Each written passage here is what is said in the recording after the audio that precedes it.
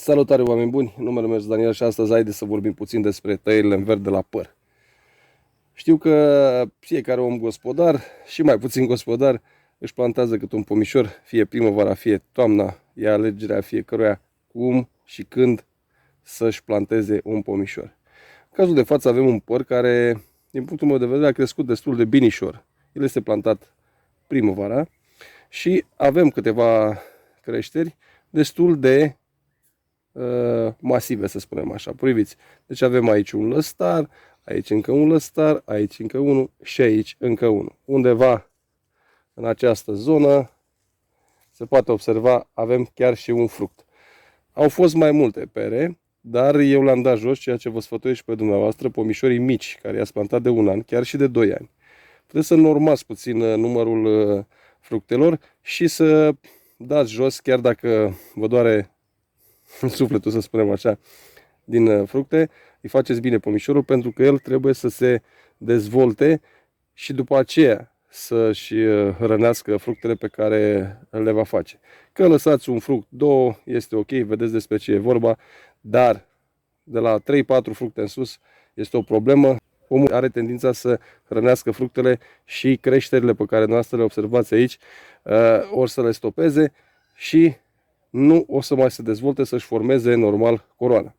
Tăierile în verde la păr, nu contează soiul, în general părul face un fruct destul de mare. Priviți, deci numai aici am o singură pară și uitați-vă că ea este deja dezvoltată. Priviți. Și atunci fructele, în general, trebuie să fie cât mai aproape de axul pomului. Ceea ce este indicat ca la păr, când vorbim de păr, să căutăm să formăm o coroană cu ax.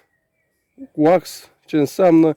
Vedeți dumneavoastră aici, el a fost scurtat undeva la 80 de cm și eu am avut niște creșteri laterale, dându-mi posibilitatea să formez o coroană de tip vas. Fie că vorbesc de un vas clasic sau de un vas ameliorat. Observați, eu pot să merg până aici cu acel ax și de aici să formez celelalte șarpante. Deci, coroana cu ax este mult mai avantajoasă la păr, la măr și chiar și la alți pomișori, pentru că având fructele puțin mai grele, ele trebuie să fie poziționate undeva în jurul axului. Pentru că vă dați seama, fructele fiind undeva mai departe, tendința de rupere a șarpantelor sau a subșarpantelor sau, mă rog, în general, a crengilor care fac parte din coroana pomilor este mult mai mare. Atunci, fiecare ar trebui să își pună niște semne de întrebare. Domnule, unde am greșit? Greșelile încep de aici, de la formarea coroanei, pentru că aici este problema. Noi facem aceste lucrări în verde pentru a forma coroana pomișorul de mică, să-i dăm o creștere corectă, să spunem. În general, cum observați și în cazul de față, în primul, al doilea an, normal, nu ar trebui să intervenim masiv la formarea coroanei, pentru că el este în creștere și putem face rău. Dar, cum observați, la mine au crescut deja aceste șarpante, să le spunem, chiar dacă sunt încă mici și au crescut destul de mult și eu trebuie să intervin, să fac 2-3 tăieri, 5, ca să dau posibilitatea pomișorului să se dezvolte în această zonă și să mai am creșteri din zona de unde el a fost scurtat. În general, acești lăstari, observați, ei sunt foarte cruzi, au o culoare puțin mai deschisă și observăm că procesul prin care acești lăstari se vor transforma în lăstari mai viguroși, adică procesul de lemnificare al lăstarilor este puțin mai lent, ceea ce dă posibilitatea anumitor boli, anumitor dăunători să atace. Deci ei fiind nedezvoltați, acești lăstari pot sigur 100% să cadă victime ale unor invazii de afide sau poianjen sau eu știu alte boli și alți dăunători care, știți prea bine, atacă zonele tinere ale pomișorilor. Fiecare face cum dorește și eu nu promovez aceste mici lucrări pe care eu le fac din cauza că vreau să dea bine la cameră sau să aibă, nu știu, vizualizări videoclipul. Nu. Aceste lucrări pe care eu le fac pentru că trebuiesc făcute. Plus, eu le fac și când nu filmez. Dar m-am gândit că pot veni în ajutorul unor oameni care și-au plantat câțiva pomișori prin gospodărie și le-au crescut așa lăstari. Bine, la mine aici e vorba de lăstari de 40-50 cm. La dâns și pot fi mult mai mari. Și ce ar trebui să facă? Este logic, bate vântul, acești lăstari nefiind solizi, nefiind bine legați, bine lemnificați, să spun, se vor rupe și atunci e păcat. Ce tăiem la acești pomișori? Observați, deci avem 1, 2, 3, 4 creșteri din zona în care eu am scurtat. Acum, undeva aici, în partea laterală, eu mai am un mic ochi, să-i spunem așa, un mic mugure, care în viitor, sigur, o să mai dea și de aici încă o ramură. V-am spus, indicat este, subliniez, coroana cu ax. Dar, în cazul de față, o să caut să fac așa o combinație între o coroană cu ax și o coroană vas. Bun, ce tăiem? Observați, acești lăstari au plecat destul de timid, acesta.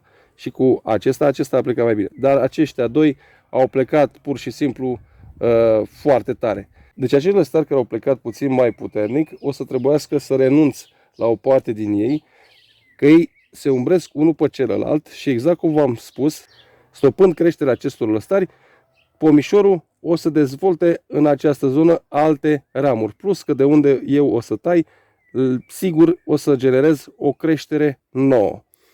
Pe mine mă interesează ca pomul să dezvolte, să-și formeze coroana, nici de cum să crească așa lăstari mari, înalți, deci nu este bine. Dacă și dumneavoastră aveți în gospodărie pomișori la care lăstarii aceștia au crescut foarte mult, îi puteți scurta. Dar țineți cont că odată scurtați, trebuie să fie scurtați bine și corect. Pentru că avem șansa ca un lăstar pe care l-am tăiat să usuce de tot, pentru că el poate fi afectat de tăierea noastră. Deci, observați, aici avem 1, 2, 3, 4. Acest lăstar pe care avem și fructul, îl observați aici, îl vom scurta la o lungime de foarfecă. Căutăm să lăsăm o frunzuliță spre partea exterioară. Și am tăiat, tăiem puțin mai sus. Deci avem frunza aici, noi tăiem la câțiva milimetri, chiar o jumătate de centimetru puțin mai sus. Tăietura se va face în unghi, ca să nu permitem apei să localizeze și să afecteze această zonă și tăind de la această distanță, această zonă o să fie protejată, pentru că aici o să se cicatrizeze rana și nu vrem să fie afectată zona. Deci am tăiat acest lăstar. Bun, acest lăstar care este lângă el, dacă l-am tăiat la această înălțime, creșterile ar fi poate egale și atunci umbrirea ar fi reciprocă. Atunci ce putem face noi? Bun, o să facem în felul următor. Pe acesta o să-l scurtăm într-un cep scurt. Observați, deci de la bază undeva până în 5 cm, chiar și puțin mai mult. Și la fel am lăsat o parte spre exterior. Cineva va spune, l-ai nenorocit, gata, nu mai o să facă nimic. Fiecare face cum dorește și cum știe. Vă dați seama, nimeni nu cred că e atât de isteț să-și facă rău pomișorilor lui. Și au mai rămas aceștia doi. Dacă noi am stopat creșterea celor doi lăstari pe care eu i-am tăiat mai devreme, automat această zonă o să se dezvolte mai bine. Plus că o să genereze și creșteri în zonele noi unde am tăiat. La fel, lăstarii aceștia doi o să dezvolte mult mai bine acum, pentru că stopând partea laterală, periferia coroanei, să spunem ghilimele de rigoare, automat aceștia o să dezvolte mai mult. Păi ce facem atunci? Bun, la acești lăstari, decât îi ciupim partea superioară îi ciupim undeva la 5 cm. 5 cm. Deci am ciupit odată de aici. Acesta, distanța egală cu ce a rămas. Îl tăiem, nu-l tăiem. Nu știu dacă ați observat, sunt pomișori care au o coroană destul de deosebită. Pur și simplu ne uităm la ea și zice, băi, e ca la carte făcută. De aici pleacă totul. Pentru că dacă noi avem grijă să îi dăm o creștere de mic, o să crească mare, o să aibă coroană bine dezvoltată și o coroană care în viitor o să și protejeze și o să ofere fructelor tot necesarul pentru ca ele, fructele, să se dezvolte corect și să se dezvolte bine. Deci, vedeți, suntem cam la aceeași distanță, dar noi am tăiat, am stopat creșterea. Acesta o să crească automat puțin mai repede și mai mult, pentru că, vedeți dumneavoastră, el este în creștere. Ce putem face? Ce putem face? Păi, la fel, îl ciupim foarte puțin. Ați observat. Nu uitați cu ce lucrați. Un alcool, nu știu, mă rog, un spirit medicinal, ce aveți dumneavoastră. Indicat este să dezinfectăm, să nu purtăm vreo boală de la un pom bolnav la un pom care este sănătos. Cam așa am început eu formarea coroanei unui păr. V-am spus, cei care nu urmăresc clipul integral, o să amintesc de mai multe ori în discuție, în general, mai ales la păr, indicată este coroana cu ax. Fructele încercăm să le aducem cât mai aproape de axul pomișorului.